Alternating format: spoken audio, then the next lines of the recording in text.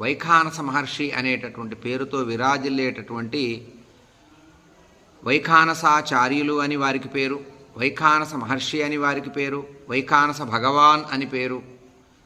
ఇలాంటి పేర్లతో విరాజిల్లేటటువంటి వైఖానస మహర్షి పరమపదం నుండి శ్రావణ మాసంలో పౌర్ణమి రోజున శ్రవణ నక్షత్రంలో సింహలగ్నంలో సోమవారం రోజున నైమిషారణ్యానికి వచ్చారట.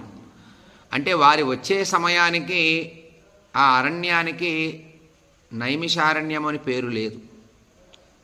మహావిష్ణువు, ఏమయ్యా వైఖానస, నీవు భూలోకానికి వెళ్ళి నా యొక్క వైభవాన్ని మానవలోకానికి ప్రచారం చేయండి అని. ఎందుకంటే మానవులంతా కూడా ఎలా తరించాలో తెలియనటువంటి కాలం ఇది.